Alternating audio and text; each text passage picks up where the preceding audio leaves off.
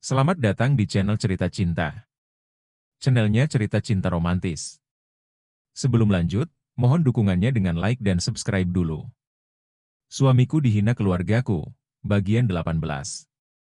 Arga menelan salivanya. Saat tatapannya bertemu dengan tatapan mata Jisha, yang menatapnya penuh kekecewaan dengan mata berkaca-kaca.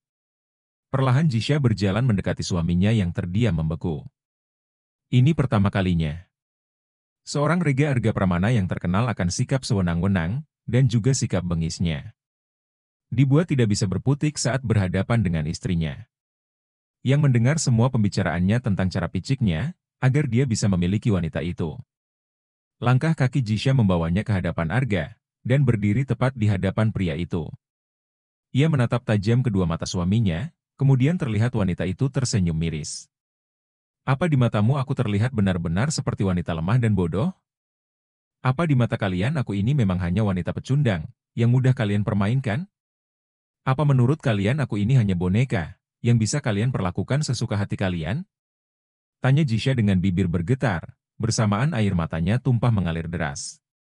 Merasakan kesakitan luar biasa, karena dipermainkan.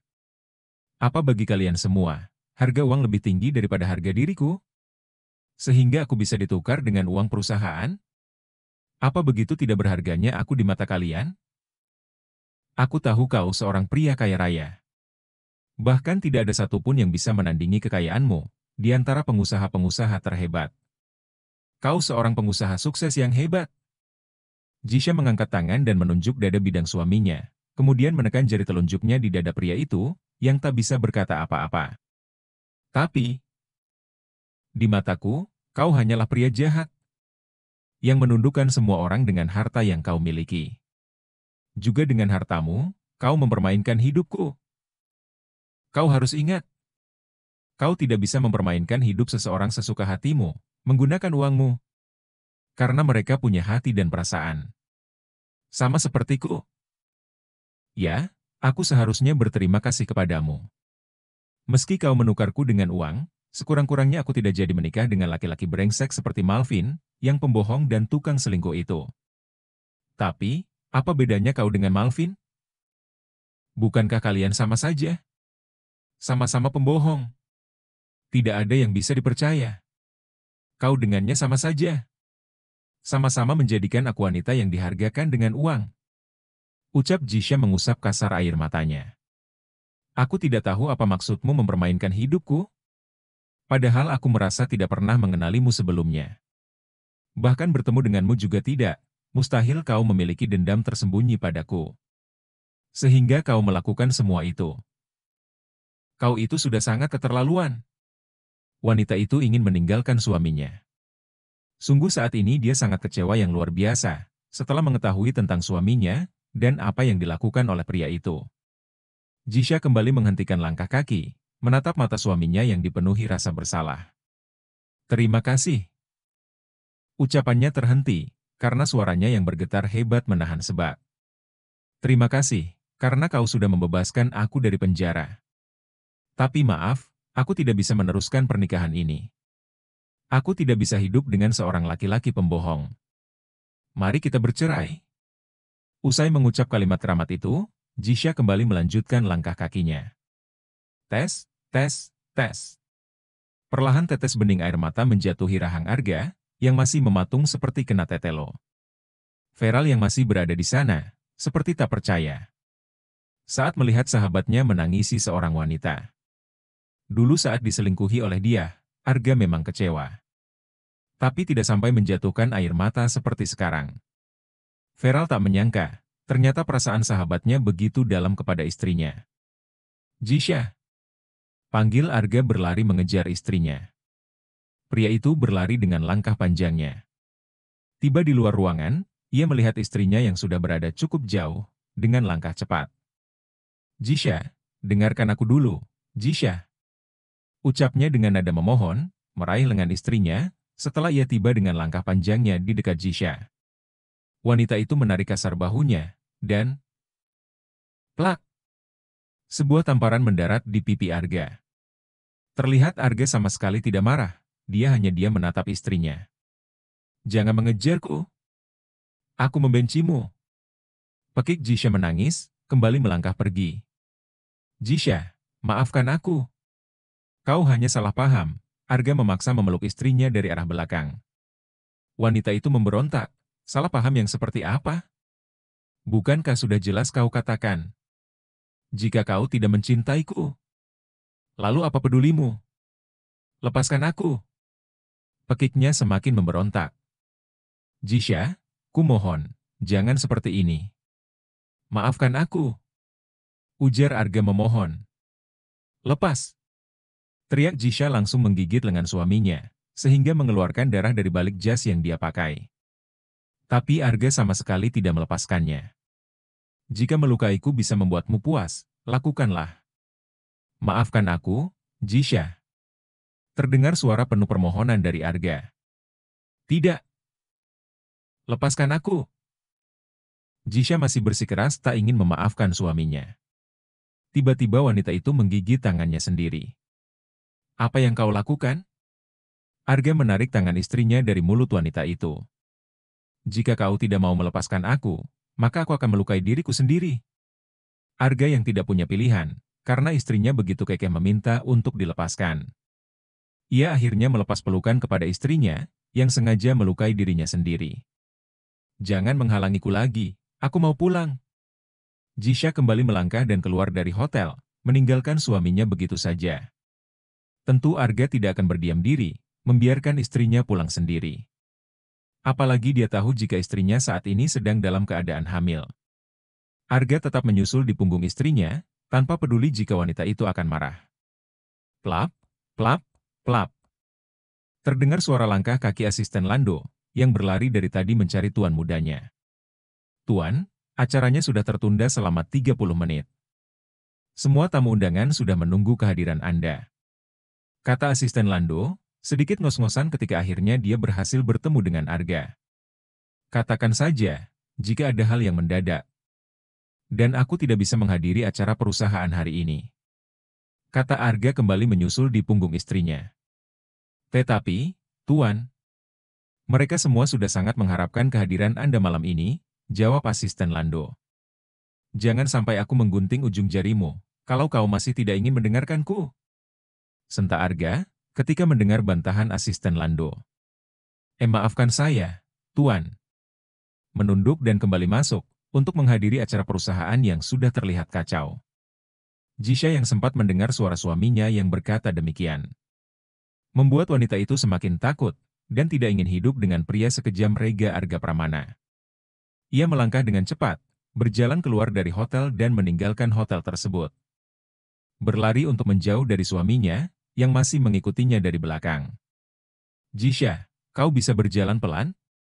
Karena kau bisa terjatuh jika kau terus berlari, kata Arga yang terus melangkah dengan langkah panjangnya, untuk mengimbangi langkah Jisha. Sudah kukatakan, berhenti mengikutiku. Pekik Jisha marah. Kik. Tiba-tiba sebuah mobil hampir menabrak Jisha. Untung saja Arga segera menarik lengan wanita itu. Aar. Pekik Jisha terkejut. Kau tidak apa-apa? Tanya Arga khawatir. Menjauh dariku. Jisha mendorong Arga agar menjauh. Wanita yang hampir menabrak Jisha, akhirnya turun dari mobil. Kamu sudah mau mampus? Ngapain kamu berdiri di tengah jalan? Bu, dia menghentikan ucapannya. Saat melihat Arga yang bersama dengan wanita, yang baru saja hampir dia tabrak. Glek. Terlihat dia menelan salivannya saat melihat Arga. Wanita itu dengan wajah pias, ingin kembali bergerak dan naik ke atas mobil. Tapi belum sempat dia bergerak. Seseorang turun dari atas mobil, yang dikendarai oleh dia tadi. Ada apa, Di? Tanya dia gadis cantik kembaran Di, yang selama ini menjalin hubungan dengan Rega Arga Pramana. Dia melihat ke arah sosok laki-laki yang sangat dia rindukan. Membuat wanita itu langsung berkaca-kaca. Mas Rega? Menatap Arga dengan pandangan rindu yang mendalam. Arga bingung, bagaimana ada dua orang dia di hadapannya. Ternyata, dia yang selama ini bersama Arga, adalah saudara kembaran dia yang bernama Di. Saat usia hubungan Arga dengan dia baru berjalan 5 bulan. Dia mengalami sebuah kecelakaan, yang membuat dia koma. dan terpaksa harus dirawat di luar negeri. Karena hanya di sana peralatan medis yang cukup menjamin, hingga bisa membuat dia sadar kembali. Tentu saja, di adik kembaran dia yang tergila-gila akan harta, pasti mempergunakan kesempatan itu dengan baik, dan berpura-pura menjadi kakaknya. Melanjutkan hubungannya dengan Arga, tanpa memberitahukan kepada pria itu. Jika sebenarnya kakaknya sedang koma, dan dirawat di luar negeri saat ini. Karena dia memang belum pernah menceritakan kepada Arga, tentang saudara kembarannya. Akhirnya, dia begitu mudah mengambil kesempatan dengan membohongi Arga. Berpura-pura menjadi dia, dan menjalankan hubungannya bersama Arga selama hampir 4 tahun. Kini, dia asli, akhirnya sadar dari koma, dan kembali ke negara mereka lagi. Dengan harapan, dia bisa kembali bertemu dengan sang pujaan hati. Brooke. Tanpa rasa ragu, dia asli, yang sangat merindukan Rega, langsung memeluk Arga dengan penuh kerinduan. Arga membeku, karena dia merasa pelukan itu sangat familiar. Yang membuat dia tidak bisa menolak sosok seorang wanita cantik, yang kini sedang memeluknya erat. Jisha menatap suaminya dengan pandangan penuh kekecewaan. Sakit, sedih, terluka, kecewa, marah, bercampur aduk menjadi satu. Memporak-porandakan hati dan perasaannya, karena tanpa ia sadari. Ia sebenarnya sudah mencintai suaminya itu. Di mana cinta datang tanpa dia sadari. Tak tahan melihat suaminya yang dipeluk oleh seorang wanita cantik. Jisha kembali melanjutkan langkahnya, untuk pergi meninggalkan suaminya dengan perasaan sakit. Arga yang melihat istrinya semakin menjauh. Ia langsung mendorong wanita yang masih memeluknya. "Kau siapa?" tanya Arga.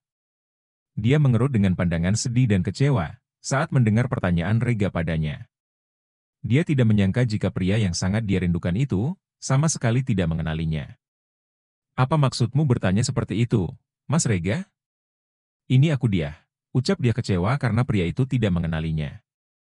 "Jika kau dia, lalu siapa wanita yang berada di belakangmu?" tanya Arga menunjuk ke arah wanita yang selama hampir 4 tahun menjalin hubungan dengan dirinya. Dia melihat ke arah adik kembarannya yang dari tadi sudah berubah pucat pasi. Karena dia sama sekali tak tahu, apa yang dilakukan oleh adiknya selama dia koma. "Itu, adik kembaran aku," jawab dia menggenggam pergelangan tangan Arga, dengan penuh kelembutan.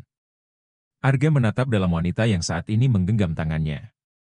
"Aku tidak mengerti, mana yang benar dan mana yang bohong. Jika kau benar-benar dia, besok aku ingin bertemu denganmu di tempat pertama kali kita bertemu, dan aku butuh penjelasan." Arga kembali menarik tangannya yang berada di pergelangan tangan dia. Terlihat pria itu mengajar istrinya, yang sudah menghilang dari pandangan mata. Dia kecewa berat dan bersedih, atas respon Rega padanya. Arga buru-buru menghubungi sekretarisnya, untuk mengantarnya pulang ke rumah. Sekretarisnya yang pada saat ini sedang berada di acara. Tentu saja tidak dapat menyambut panggilan darinya. Karena di sana lumayan berantakan, akibat ulahnya sendiri yang tidak bisa hadir. Arga terpaksa menghubungi supir untuk menjemputnya, dan mengantarnya kembali ke rumah. Tak membutuhkan waktu lama, supir pun tiba dengan segera. Arga langsung meminta supir itu turun dari atas mobil, kemudian memberikan supir itu uang agar si supir bisa kembali ke rumahnya dengan ojek. Arga langsung mengemudi sendiri mobil itu, dengan kecepatan penuh, kembali ke rumah. Setelah tiba di rumah yang dia tempati bersama istrinya, pria itu pun langsung berlari masuk, guna mencari istrinya. Benar saja. Jisha memang berada di dalam, dan sudah mengganti pakaiannya dan bersiap untuk pergi. Karena dia malas ingin bermalam dengan pria itu malam ini. "Kau mau kemana, Jisha?" Senta Arga menarik tas yang berada di tangan istrinya. Ternyata wanita itu sudah mengambil beberapa helai pakaiannya, dan dimasukkan ke dalam tas untuk ia bawa pergi. "Kemana saja? Itu bukan urusanmu. Memang apa pedulimu?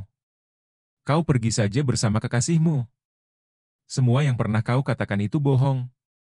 Kau itu pria brengsek yang pembohong." Jisha sangat marah dan memaksa menarik tasnya yang dipegang oleh suaminya. "Lepas. Aku tidak peduli lagi dengan rumah tangga ini. Mari kita bercerai."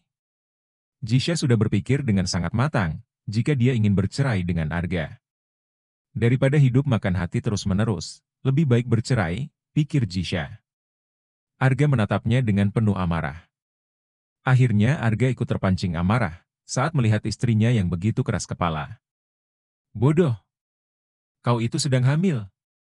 Mana bisa kita bercerai? Sentak Arga memarahi Jisha. Deng! Jisha terperanjat kaget saat mendengar suaminya yang mengatakan jika dia sedang hamil. Karena dia memang belum mengetahui bahwa dirinya sedang dalam keadaan hamil. Sedetik kemudian wanita itu kembali tersenyum sinis. Kebohongan apalagi yang ingin kau ciptakan? Sebelumnya kau bisa saja membodohiku. Tapi, tidak untuk sekarang. Karena aku sudah tahu seperti apa sikap asli dari kamu. Yaitu pembohong dan tukang selingkuh. Teriak Jisha menunjuk wajah suaminya. Terjadi pertengkaran hebat di antara Arga dan Jisha di dalam rumah kecil itu. Wajah Arga memerah dengan rahang yang mengeras. Kau tidak bisa pergi dari sini, Jisha. Ikut aku pulang ke mension. Arga menarik kasar lengan istrinya. Aar, lepas. Aku tidak mau mengikutimu, bajingan. Jisha tidak bisa mengontrol diri, dan tak sengaja menarik pisau yang berada di atas sebuah lemari kecil. Kemudian mengayun pisau itu tepat ke wajah Arga, tapi beruntung pria itu dengan sigap menangkap tangan istrinya yang sudah lepas kendali. Kau sudah gila, Jisha. Sentak Arga lagi. Iya. Memang aku sudah gila. Aku membencimu. Aku benci dengan semua yang ada pada dirimu. Jisha langsung ingin beranjak pergi meninggalkan suaminya. Baik, jika kau tidak ingin ikut denganku, maka bersiaplah untuk melihat kehancuran keluargamu. Arga pergi begitu saja dan meninggalkan Jisha yang membeku. Memang apa yang ingin kau lakukan? Cuy. Dalam keadaan hamil, amarah Jisha benar-benar tidak bisa terkontrol. Dia terlalu kecewa dan marah. Karena merasa benar-benar dijadikan objek permainan oleh suaminya sendiri. Apalagi tadi, dia sempat melihat suaminya yang berpelukan dengan wanita tepat di hadapannya. Membuat amarahnya langsung memuncak, tidak bisa mengontrol diri. Karena menganggap, suaminya benar-benar tidak menganggapnya manusia yang memiliki perasaan. Keesokan harinya, Jisha kaget saat melihat dua mobil polisi yang masuk ke dalam kompleks tempat tinggalnya. Ternyata semalam dia tak pergi dari rumah itu dan tetap tidur di sana. Karena berpikir suaminya juga sudah pulang ke rumahnya sendiri. Jisha melihat mobil polisi itu berhenti tepat di depan rumah papanya. Dia penasaran dan langsung berjalan cepat.